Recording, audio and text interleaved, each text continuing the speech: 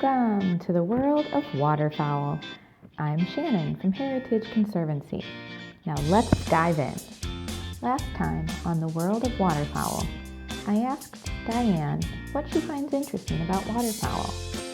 Her first answer was about the beauty of seeing waterfowl congregating in large groups in the winter. But that wasn't her only answer. So, are there any other, really interesting facts that you can share with us about some of these ducks and geese and all the other waterfowl? I always think loons are pretty fascinating. Unfortunately, loons are having a lot of problems because of pollutants, mainly mercury in our water supply, and it's having a devastating effect on their populations. But I always find them fascinating and cute, the way the babies will ride on mom's back. That's pretty neat. And grebes, I enjoy watching the grebes in California doing their mating dance. That's always fun to see. So yeah, waterfowl and the variety that's out there to see. Another thing that's neat about them is their colors, especially the males.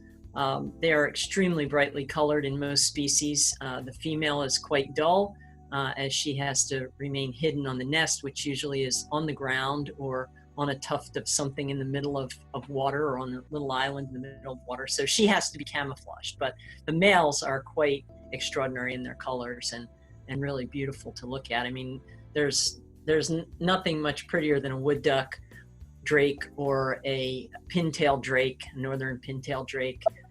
Some of them are so striking. Right.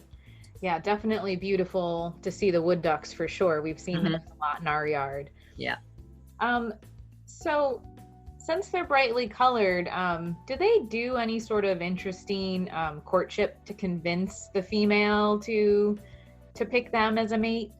Well, like I said, the grebes, for one, do the dance. They do a dance for the female. Most of the others, it's just, I can't think of any others that have any kind of extreme attraction display.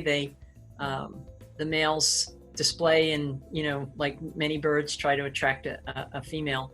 I can't think offhand of any others that do extraordinary mating procedures or attractants other than the grebes that really put on quite a show. And we often hear that, some of these birds, like Canada geese, for example, that they'll stick with one mate during the breeding season.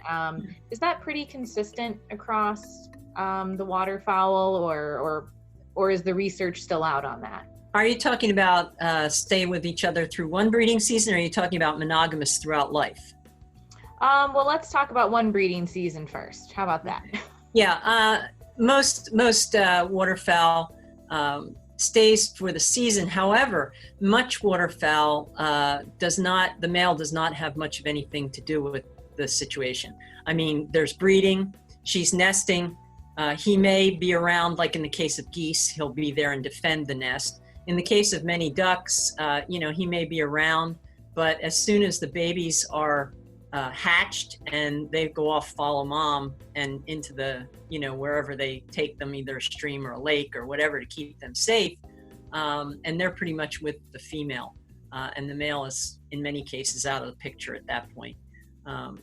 But the geese is one, they're one that I can think of that the male kind of sticks around and at least defends the nest and is present. So then are the geese ones that will remain, as much as we know, monogamous throughout their breeding age? Yeah, it's felt that they probably do, but if something happens to one of them, it doesn't keep them from pairing up with someone else.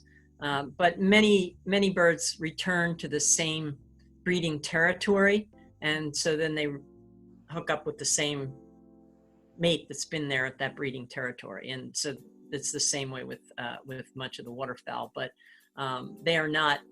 A lot of people have the impression that birds that are monogamous are monogamous through life, and if something happens to the other one, then they don't ever breed again, and that's just not the case. Okay, great. Well, thank you so much. That I know that I learned some more new things. I'm more of a mammal person, so I love to learn more about birds. Okay, good, good. And I hope all of you enjoyed learning about waterfowl too. If you want to keep learning about waterfowl further or other nature topics, head to Heritage Conservancy's At Home with Nature webpage and click on the World of Waterfowl activities or explore other videos and activities listed there. If you want to get out to find some waterfowl like these ducks and geese that we've talked about, make sure you visit one of Heritage Conservancy's preserves or another local park in your area. Once again, a big thank you to Diane and Sean, our experts, and an even bigger thank you to you, our viewers. Don't forget to share, like, and subscribe.